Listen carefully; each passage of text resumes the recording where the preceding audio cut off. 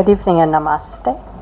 Ladies and gentlemen, I'm really delighted to be here on this dais in this distinguished company of Chief Secretary Joshi, Principal Secretary Ranjan, Honorary Consul General of the Republic of Korea, Chukapali, Honorary Consul General of Turkey, Altinors, and the leadership of the Indo-American Chamber of Commerce, including Regional President Mr. Purnachandra Rao. I have never heard such a personalized introduction, I have to say, in 30 years. And I particularly want to thank Chairman Shrikant Badiga for inviting me to join the American independence celebrations today, as well as a number of my colleagues in the room.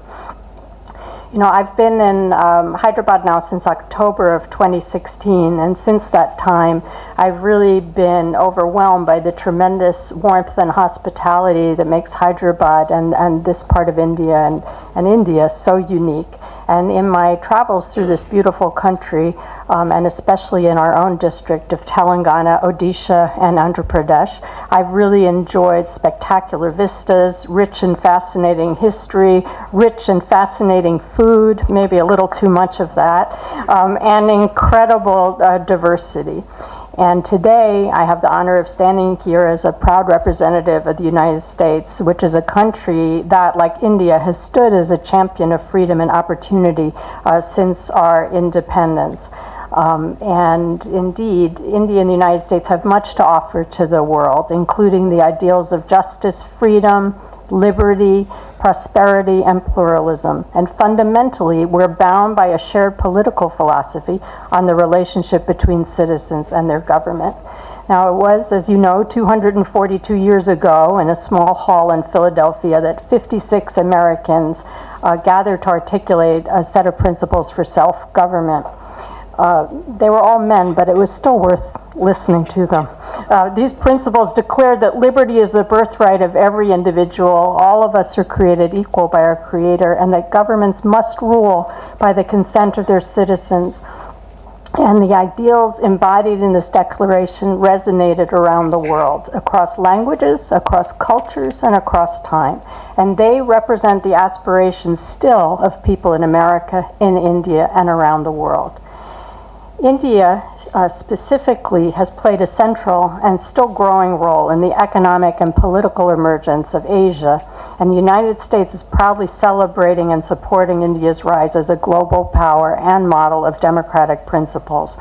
Our two countries have remarkable resources at our disposal: large economies, open and democratic societies, and common core values.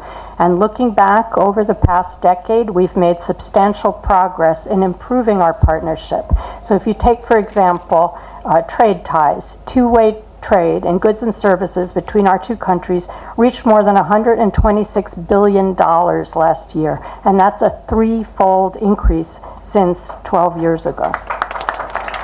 That's good.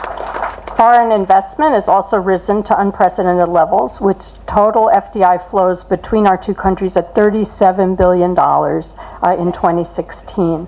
So the sheer size and diversity of our two economies demand that we do even more to realize the potential of our commercial partnership.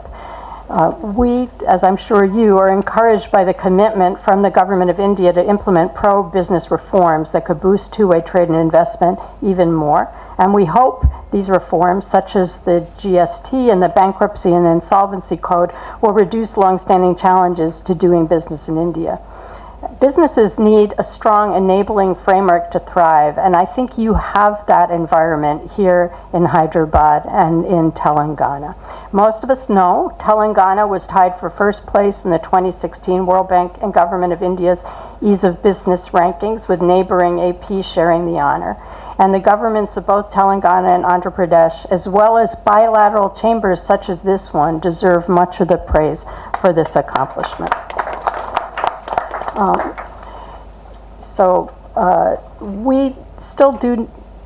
We desire to see more, though, to see this trend continue, and some of it's really out of Telangana's hands. Some of it's on the national level. So, for example, the United States has one of the lowest tariff rates in the world. We have applied tariff rates of 3.4%, and India's is 13.4%. And over 1/2 of tariff line items imported into our country are duty-free, whereas less than 3% of the goods coming into India qualify for duty-free status. So we wish for reciprocity with India, just as we do with all trading partners. And I think it's, as an economist, I have to say that helps both economies when that happens. And we know we can count on support of chambers such as this to help us.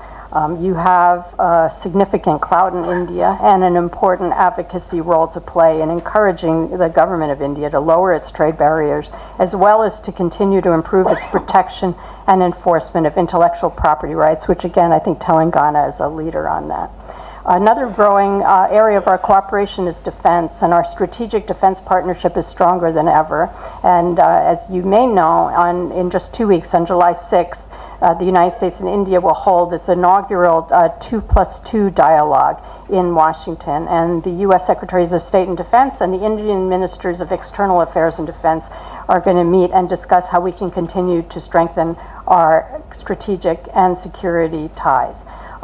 Now, this dialogue is coming less than 2 years after we officially classified India as a major defense partner, and we concluded a defense logistics agreement and expanded our defense ties through what's called the Defense Technology and Trade Initiative.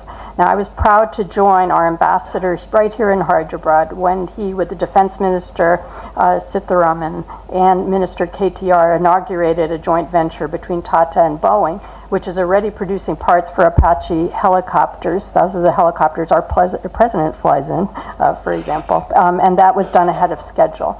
And Lockheed Martin is also expanding their cooperation with Tata, and I was honored to attend the opening of their new metal-to-metal bonding facility, again with Secretary Ranjan, at their Hyderabad joint venture in April. So I think our two countries are really changing each other in small but important ways. And just like any two countries, we don't agree on everything. But where we don't, we're really building up the mechanisms, the relationships, and the trust necessary to solve difficult problems. The Indian diaspora, and especially the Telugu-speaking community, have long played a major role in bringing our societies closer together. Telugu is now the third most widely spoken Indian language and the 20th most spoken language in the United States. That sounds kind of, just to give you a sense of how remarkable that is, the part of New York City I grew up in, which is a county called Queens County, they speak over 600 languages in Queens County. So being the 20th in the United States is quite an achievement. Now, when I make my travels around Telangana and Andhra Pradesh, I'm often told that people here, maybe 1 in 4, have a family tie to the United States. And I think it's more than that in the circles I travel in. So I'm just going to ask you a question. How many people here have family ties to the United States of some kind? All right. I think I'm proving my point. That was economic research in action, by the way. Telangana and Andhra Pradesh are also among the states in India that send the largest number of students to the United States, and some of those students end up running Microsoft. Some have risen to leadership positions in major American corporations, and many others have returned to their roots as academic scientists, engineers, and entrepreneurs. And I think Secretary Ranjan and his government are doing a very good job of tempting a lot of those students back to this area, and we're happy to see that too. We thrive together. Now, everyone, including many of these people in these rooms, are key drivers of the growing trade and investment between our two countries. As Secretary Ranjan also noted, we helped host the Global Entrepreneurship Summit here. It was really a proud moment for our bilateral relationship and for India, and especially, I think, for Hyderabad and this region. And I'm really pleased to see the discussions here and the MOU here that's going to take forward the goal of promoting especially women's entrepreneurship. I also just want to mention quickly that we are building a new consulate. Many of you may know this here in Hyderabad. It's coming up. I've visited now a number of times. I have a hard hat there with my name on it. And it's really going to be a fantastic symbol of our commitment to the city, the state, and this region, and to India. I want to also note to Consul General Altanor, but he already knows this and he can explain, there's a Turkish dimension to this project as well, so we're pleased about that too.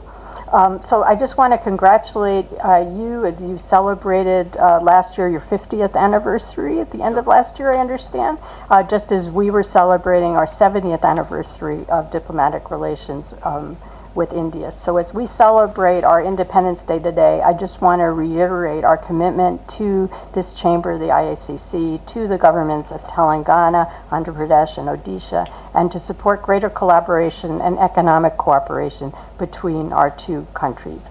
I just want to just quickly also note our ambassador just took a delegation of the largest delegation ever from India to the Select USA Summit in Washington. There were 6 companies from this area. The delegation was 93. I think if it wasn't the largest delegation there, it was the second largest. So we know that many IACC companies have participated in Select USA events in the past, and we hope you'll continue to explore excellent investment opportunities in the United States. As you know, the United States continues to explore excellent investment opportunities here. So I just want to thank you again for this warm welcome on this great occasion. Thank you.